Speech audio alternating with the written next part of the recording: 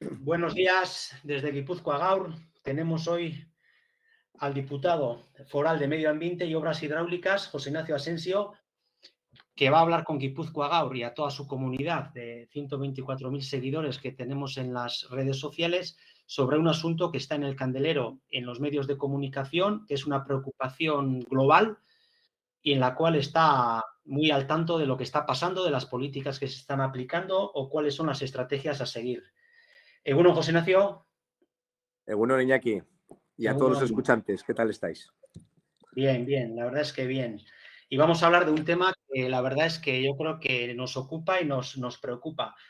Estamos viviendo situaciones climatológicas bastante anómalas en todo el planeta. No hay más que ver los medios de comunicación, récord de temperaturas en Londres, situaciones que hace unos años probablemente ni nos pensábamos, ¿no? Pues poniendo papel albal en puentes de Londres para poder hacer frente al calor, en el Tour de Francia echando agua al asfalto, incluso en los aeropuertos hemos visto cómo ha habido daños en lo que es el asfaltado donde aterrizaban los aviones debido al extremo calor que estaba haciendo.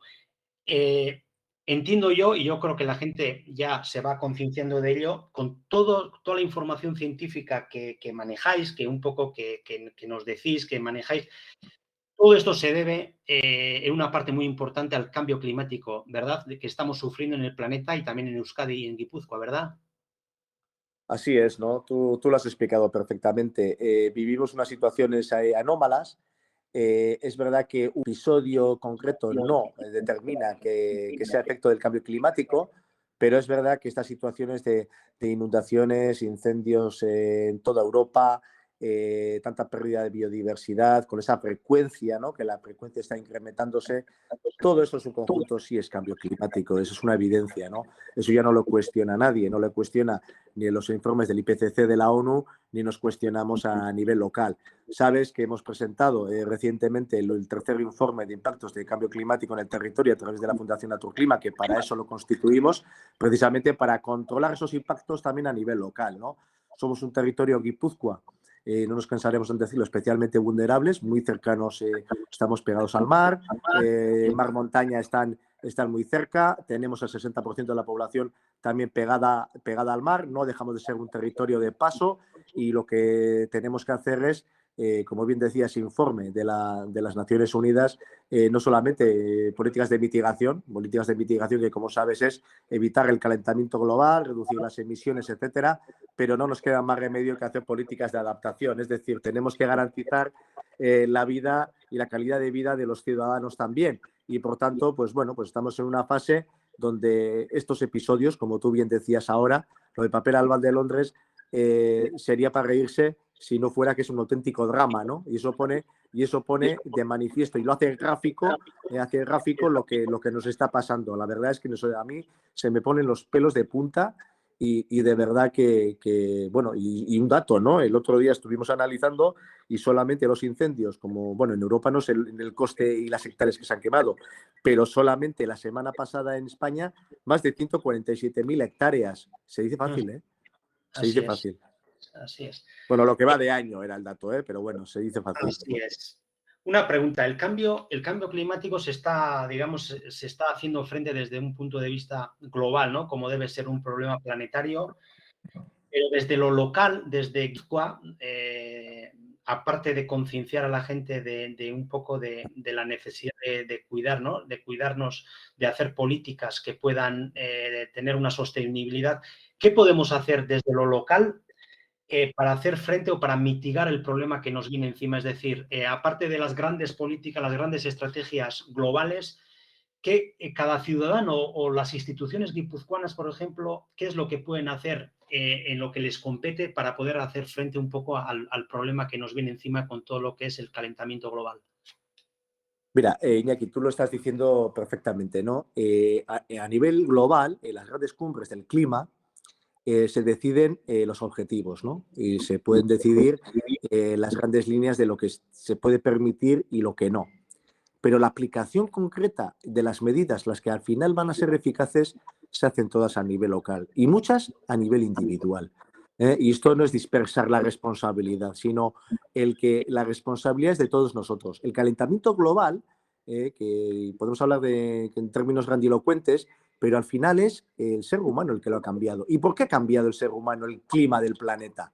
¿Por qué ha sido el actor que ha cambiado el clima del planeta? Pues porque se mueve de una determinada manera, porque consume unos determinados bienes, porque produce de una determinada manera, porque utiliza combustibles fósiles para hacer esa producción, porque consume determinadas energías que igual no son renovables, o porque dependemos de un sinfín de materias primas que están a kilómetros y kilómetros de nosotros.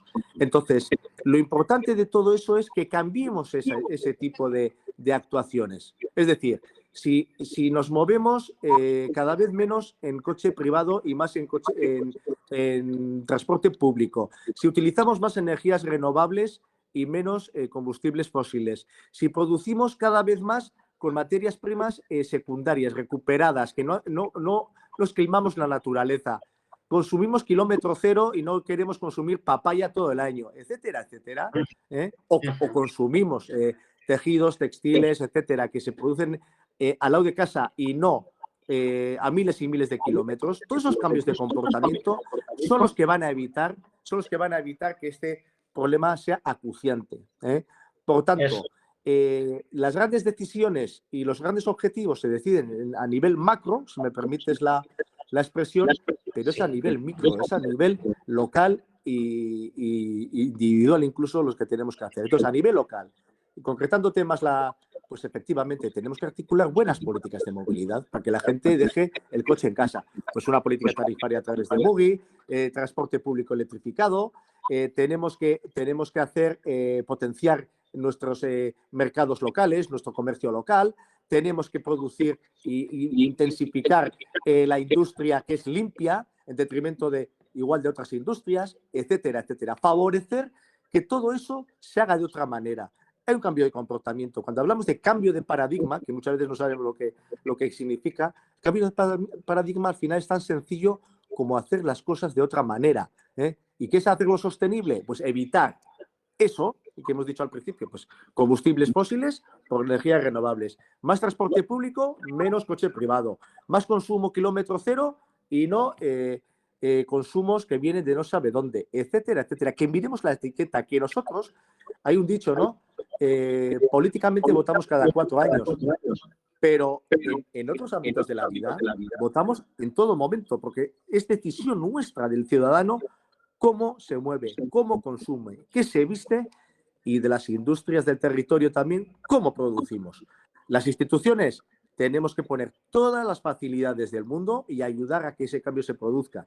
Desde el punto de vista fiscal, desde el punto de vista de los planes urbanísticos de las ciudades, desde el punto de vista de dónde invertimos, de nosotros como administración pública también, cuando decidimos qué consumir o cómo hacemos la próxima licitación, que exijamos en la próxima licitación de que tiene que haber más materias primas recuperadas, más reciclaje y menos materias primas que esquilman la naturaleza, por poner un ejemplo. Esa es nuestra labor desde las instituciones y eso es lo que tiene que hacer también, o creo yo que los ciudadanos tienen mucho poder para cambiar estas cosas. Así es. Además, ya me has respondido a una de las preguntas que tenía, que era un poco, pues, qué políticas, digamos, a kilómetro cero, o qué políticas particularmente uno, ¿no? O qué decisiones uno puede tomar sin esperar a que las instituciones lo hagan todo, sino un poco concienciarse uno de que existe un problema y ver en su ámbito personal qué acciones puede llevar a cabo, cómo comprar, etcétera, para poder un poco ir mitigando este problema. José Ignacio, te voy a hacer 2 preguntas rápidas. Un poco la vertiente económica que tiene todo esto. En prensa solemos sacar de vez en cuando cifras, ¿no?, de posibles pérdidas que el cambio climático está conllevando a nuestras empresas, a nuestra economía. Incluso ha salido algún dato que puede estar en torno a 270 millones. Entonces, por un lado, ¿cómo valoras esta vertiente económica que estamos sufriendo debido a todo lo que es el cambio climático que estamos sufriendo? Y por otro lado, sí, una pregunta rápida, ¿sí ves que los guipuzcoanos estamos en general cada vez más concienciados, o cuál es el nivel de compromiso de los guipuzcoanos con el problema del cambio climático? Sí, la primera pregunta, una primera estimación. Aquí, evidentemente, según lo que tengamos en cuenta, te saldrá una cifra, pero tú lo decías bien. En el informe que hacemos en Naturclima se ha hecho una estimación que en el periodo 94-2020 el coste asciende a más de 270 millones, ¿no? Costes de reparación, lo que te marcan los seguros, etcétera, etcétera, ¿no? Básicamente son riesgos que tienen que ver o efectos que tienen que ver con los riesgos naturales, las inundaciones básicamente, ¿no? Pero Eso. podríamos añadir un montón de efectos que seguramente si cogiéramos efectos indirectos se multiplicaría esta cifra.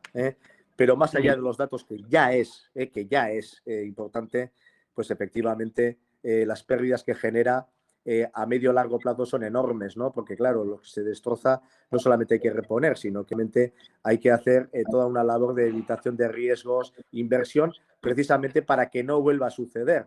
Y por tanto, eso también tiene un coste adicional importante. En el segundo tema que me decías, ¿cuál es la pregunta, Iñaki, Sí, concreta? la concienciación, si veis que somos una sociedad Concienciación, concienciada. sí, perdona, es que me he concentrado en el dato. Lo de la concienciación, pues sí, somos una ciudadanía muy concienciada y a veces dices, porque no se hace la pregunta al ciudadano y dice, ¿usted está muy concienciado? Y te dice, sí, estoy muy concienciado. No, yendo más allá, ¿dónde se nota que la ciudadanía está concienciada? Pues se nota en algo que nos afecta en el día a día a todos nosotros, ¿no? Voy a poner un ejemplo que en mi caso es un poco reiterativo, pero por ejemplo en el tema de residuos, ¿no? Y la gestión que hacemos en nuestras casas, cómo nos hemos concienciado de que cada residuo tenga que ir en su contenedor. Pues eso no es un tema baladí. Bueno, tenemos más de un 60% de recogida selectiva. No hay en el sur de Europa no hay un territorio que tenga esos niveles. Te tienes que ir al centro y norte de Europa para tener esos índices. Por tanto, conciencia sí. O cuál es nuestro comportamiento en la naturaleza en términos generales. Las playas, que de forma sostenida cada año se reduce la recogida de residuos. Aunque este año haya sido un poco peculiar, porque bueno, venimos de años de pandemia y demás, pero bueno, históricamente, si cogemos un dato histórico o una trayectoria de los últimos años, eso se reduce. ¿Cómo se incrementa el uso del transporte público? ¿Cómo tomamos conciencia y cuando hacemos una campaña de kilómetro cero, me da igual que sea de textiles o de cualquier otro tipo de consumo, la gente responde intensamente. ¿Cómo estamos impulsando el uso de energías renovables en nuestros hogares, las comunidades energéticas? Está siendo espectacular. Es verdad que lo necesitamos como el comer, necesitamos como el comer porque es verdad que partimos de unos datos muy malos, pero todas las comunidades energéticas que están impulsando son un cambio, perdona que utilice otra vez el palabra, un cambio de paradigma espectacular. Claro que sí, claro que es una ciudadanía concienciada y nosotros desde las instituciones públicas tenemos que ayudar, colaborar, facilitar, impulsar, subvencionar, vamos a llamarle, habría un sinfín de verbos, ¿no? Pero para hacer ese cambio, ¿no? Tan necesario. Entonces Correcto. sí, y luego, la gran palabra, y permite que termine así, lo que nos toca a todos, yo el primero, es hacer todo lo posible para acelerar todos estos procesos. Correcto. Y además hay datos que lo corroboran, ¿no? Un poco, tanto tú personalmente, ¿no? Como, digamos, por un poco como referente, ¿no? De todo lo que son políticas de sostenibilidad, entidades con las que trabajáis codo con codo, como Naturclima. Incluso recientemente tengo entendido que en Madrid os han dado un premio de Ecovidrio que premia un poco a Guipúzcoa en todo lo que es el esfuerzo de reciclaje del vidrio. Entonces, bueno, para ir acabando la entrevista, yo creo que un poco con todo lo que nos has explicado y con los datos que tenemos y con diferentes datos objetivos, sí que podemos decir que a día de hoy, aunque haya mucho que hacer por delante, sí que Guipúzcoa puede ser un referente en todo lo que son políticas de sostenibilidad y políticas para hacer frente a un problema que es como el calentamiento global, calentamiento climático, ¿verdad? Claramente, pero más allá de los premios o demás, es que el camino está trazado y siendo un poquito pesado, tenemos que coger velocidad, Tenemos todas las herramientas, todos los parámetros para poder coger velocidad. Somos un territorio industrial, somos un territorio muy pegado a la naturaleza, que siempre hemos tenido esa sintonía con la naturaleza y eso no es contradictorio para nosotros, lo sabemos llevar bien.